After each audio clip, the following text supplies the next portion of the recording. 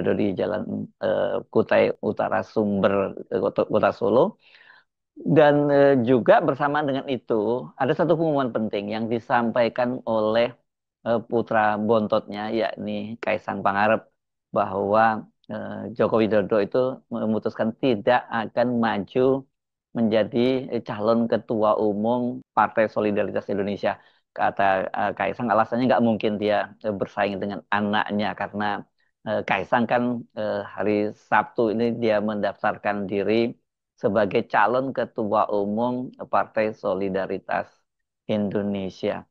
Pertanyaannya, apakah kedua peristiwa ini berkaitan? Kenapa saya sampaikan seperti itu? Karena dalam ulang tahun kali ini justru yang banyak sekali menjadi sorotan publik itu adalah penampilan dari Pak Jokowi yang terlihat itu memang makin berbeda ya, karena Pak Jokowi kan menurut pengakuan dari Pak Jokowi sendiri dan juga ajudannya, dia menderita alergi kulit. Tapi kalau kita lihat ini sekarang malah makin parah nih penyakitnya Pak Jokowinya. Kalau kita kita lihat ya, ini foto pas ulang tahun keempat hari Sabtu tanggal 21 Juni.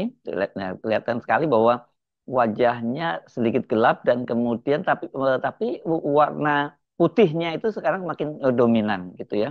Dan sekilas kita melihat ya ini makin memburuk, apalagi kalau kita bandingkan ini dengan foto ini ya. Ini foto sebelumnya ketika beberapa waktu yang lalu setelah kembali dari Vatikan itu publik bisa mulai menyaksikan ada perubahan pada wajah Jokowi, ada bintik-bintik hitam di wajahnya. Jadi memang kita bisa menyimpulkan ini ya makin parah ini kelihatannya. Tapi apa penyakitnya yang sampai sekarang ini tidak jelas, karena kan menurut keterangan dari ajudan Joko Widodo itu terkena alergi kulit ketika dia melakukan kunjungan ke Vatikan. Jadi katanya udara di Vatikan kelihatannya nggak cocok dengan Joko Widodo ini. Pada akhir April lalu dia melakukan kunjungan ke sana, dan ketika pulang itulah kemudian kulitnya bintik-bintik.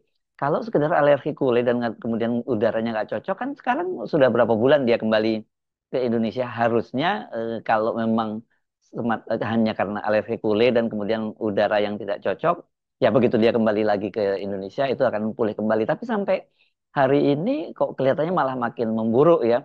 Walaupun secara fisik terlihat bahwa Joko Widodo masih terus bisa beraktivitas. Kan dia juga bisa menemui para pendukungnya ketika merayakan ulang tahun dan diberikan ucapan selamat, dan juga di antara para pendukungnya itu mengucapkan semoga segera sembuh gitu ya. Pak Jokowi didoakan segera sembuh. Tapi ya Jokowi hanya sebentar saja, tidak tidak lama bersama dengan para pendukungnya. Sekilas kita tidak melihat ada fisiknya misalnya sakit, dia masih bisa beraktivitas biasa.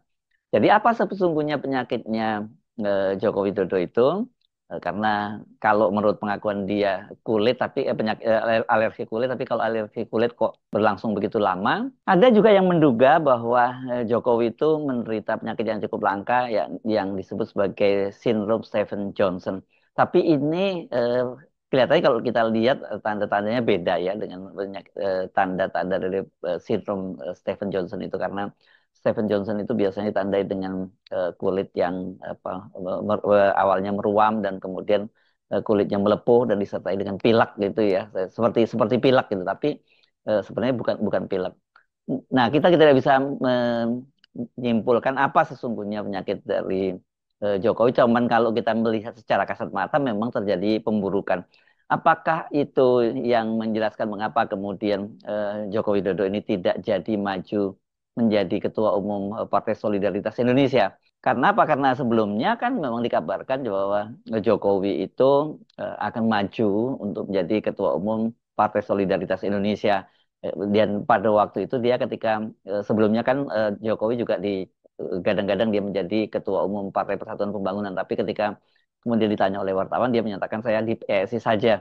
Dan soal dia akan jadi Ketua Umum PSI ini kan juga menurut Sekjen PSI pada waktu itu Raja Juli Antoni, ketika dia berkunjung ke Solo dan dia menanyakan kesiapannya dari Jokowi untuk menjadi Ketua Umum PSI, pada waktu itu dikatakan bahwa Jokowi sedang menimbang-nimbang dengan sangat serius. Nah, tapi kalau sekarang kemudian dia memutuskan tidak maju dan menyerahkan jabatan Ketua Umum PSI itu ke Kaisang, tentu jadi tanda tanya buat kita. Apa kalkulasi politiknya? Apakah betul-betul ini semata-mata ada pertimbangan kalkulasi politik atau ada kaitannya dengan kesehatannya Jokowi? Karena Jokowi ini kan sekarang memang kelihatan sekali kalau dia banyak menanggung beban ya soal-soalan ijazah. Dia kemudian juga persoalan desakan dari para purnawirawan yang mendesak agar MPR melakukan pemakzulan terhadap putranya Gibran Rakabuming. Ini tentu saja membuat Joko Widodo ini jadi under pressure. Bisa saja itu penyakitnya tadi karena dia karena under pressure tekanan yang sangat sangat berat.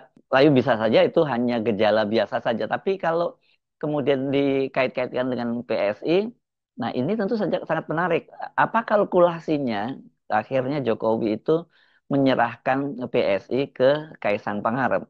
Karena kalau kita lihat saat ini, ya, tentu saja Jokowi itu tidak boleh dibilang dia tidak berpartai karena setelah dia dipecat dari PDIP kan kemudian sampai sekarang dia belum memutuskan kemana bergabung. Dan ketika Kaisang ditanya apakah Pak Jokowi akan bergabung ke PSI walaupun dia tidak maju sebagai calon ketua umum, Kaisang mempersilahkan agar wartawan menanyakan langsung kepada bapaknya sendiri. Kan beliau sekarang mudah ditemui, katanya kan bisa ditanyakan langsung, kata Kaisang itu. Sebelumnya kan Jokowi kelihatannya memang berancar-ancar dia setelah tidak menjadi presiden itu dia ingin menjadi ketua umum partai politik dan itu kan pernah terungkap dari penjelasan Sekjen Partai Demokrasi Indonesia Perjuangan Hasto Kristianto bahwa Joko Widodo pada waktu itu melalui seorang mantan menteri itu menyampaikan bahwa dia ingin menjadi ketua umum PDIP dan ini yang oleh Ibu Mega kemudian direspon yang tadinya saya sudah ingin pensiun begitu tahu ada yang ingin ngambil alih PDIP ya dia maju lagi itu yang disampaikan oleh Ibu Megawati dan kemudian juga Pak Jokowi sempat dikait-kaitkan dengan Golkar dia bersama dengan Gibran bahkan pada waktu itu dikabarkan akan bergabung dengan Golkar. Ternyata walaupun Golkar itu kemudian dipimpin oleh kroninya, oleh proksinya, yakni Bahlil Lahadalia, ternyata baik Pak Jokowi dan juga Gibran juga tidak jadi bergabung dengan Golkar. Jadi mereka ini sekarang partiless ya, tidak punya punya partai. Kalau Pak Jokowi masih ingin terus cawe-cawe terus dalam pemerintahan, makanya paling smooth ya dia harus mempunyai partai. Benar PSI ini eh, kalau toh dipimpin oleh Kaisang itu bisa disebut sebagai partainya Pak Jokowi karena PSI sendiri kan mengusung jargonnya Jokowisme, gitu. Walaupun kita nggak paham apa yang dimaksud dengan Jokowisme itu. Tetapi kalau kemudian dia menyerahkan ini sepenuhnya kepada Kaisang, apakah kemudian PSI ini bisa jadi partai yang diperhitungkan gitu masuk di parlemen dan bisa bicara di pentas nasional. Pada waktu Kaisang yang menjadi ketua umumnya dan bapaknya masih menjadi presiden saja, partai itu tidak bisa masuk ke parlemen ya, gagal masuk parlemen. Apalagi kalau sekarang Pak Jokowi sudah tidak lagi ada di tampuk kekuasaan. Jadi ya PSI itu dia akan bertarung seperti partai-partai lainnya, bahkan bahkan bukan seperti partai yang lain yang dalam kekuasaan, dia ada di luar kekuasaan dan itu rasanya akan sangat berat. Ya, sudah ditopang oleh kekuasaan saja dibantu oleh aparat penegak hukum dan sebagainya, mereka tidak bisa lolos ke parlemen, apalagi sekarang ini Pak Jokowi sudah tidak lagi berkuasa. Tentu Pak Jokowi masih bisa cawe-cawe, tapi tidak sedikdaya pada waktu dia masih menjadi presiden gitu. Nah, kalau eh, seperti itu yang terjadi, ya ini kan Pak Jokowi berarti nantinya dia tidak punya bargaining, dia tidak punya partai yang bisa digunakan untuk ikut cawe-cawe dalam pemerintahan. Sementara Projo yang tadinya digadang-gadang itu akan menjadi partai politik, relawan ini organisasi relawan dan kemudian bermetamorfosa menjadi parpol. Pada waktu itu Pak Jokowi sendiri yang disiapkan menjadi ketua umumnya, kayaknya hampir dapat dipastikan ini partai ini nggak akan mungkin jadi parpol ya karena ketua umumnya ketua umum Projo yakni Budi Ari ini sekarang kan dia sedang babak belur juga karena namanya dikait-kaitkan dengan mafia yang melindungi situs-situs judol. Jadi artinya sebenarnya pilihan dari Pak Jokowi itu ya PSI. Memang seperti saya katakan sebelumnya, kalau Pak Jokowi yang menjadi Ketua Umum PSI itu sebenarnya ini sama-sama nggak match ya. Karena PSI sejak awal kan mendeklarasikan dirinya sebagai partainya anak muda. Dan kalau kita lihat basis pemilihnya itu adalah kalangan terdidik di perkotaan. Sementara kalau Pak Jokowi itu di basis pendukungnya itu di pedesaan, di kalangan kelas menengah bawah begitu, yang saya kira nggak kompatibel dengan sekarang ini para pengurus PSI. Di luar itu kalau kalau dipaksakan Pak Jokowi yang menjadi ketua umum PSI kan ini ya jadi partainya orang tua gitu, dan segmennya yang berubah. Jadi memang ini dilematis ini kalau Pak Jokowi yang memimpin, bahwa nama besar dia masih punya, sumber daya dia punya, tapi dia tidak match dengan konstituennya.